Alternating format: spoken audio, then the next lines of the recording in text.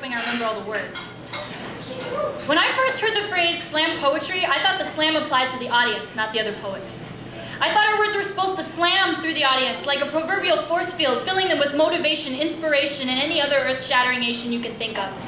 It put the pressure on the poet. Our words couldn't just be a personal therapy session anymore. It had to mean something to someone. You had to rouse people up to the tips of their toes or drown them in the depths of their own minds, but you had to change them, if only for a moment.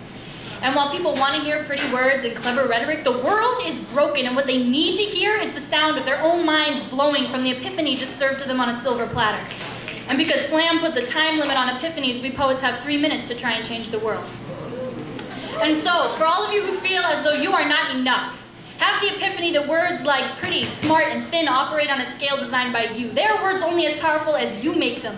So when you wake up in the morning and look in the mirror, see you, not someone pretty or ugly, because that's just plain impersonal.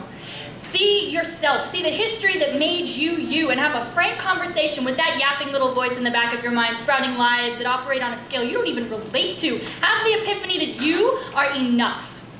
For all of you trying to figure out who you are, have the epiphany that no one can define that. Ask any octogenarian and they'll tell you they still learn about themselves. Ask the only ones wiser than the old, and every 6-year-old will tell you with complete conviction that they are an astronaut on their way to Mars. And if you ask them tomorrow, they'll be a doctor, or a rock star, or a unicorn. You shouldn't need to be able to define yourself in a sentence.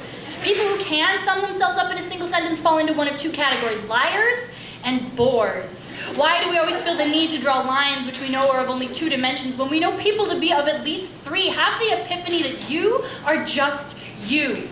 And for all of you who have ever seriously wondered what it would be like if you simply ceased to exist, have the epiphany that someone wanted you born. Even if it was only one of those pro-life Republicans who didn't care if your parents even deserved your shining presence, who didn't care if your house would be clean, if there'd be food on your table, who didn't care if you'd be abused, neglected, disowned, or any other horrible, unfair reason why your life might be a secret misery. Have the epiphany that someone wanted you born, and now that you've been alive for at least a couple years, I can guarantee to you that someone wants you alive.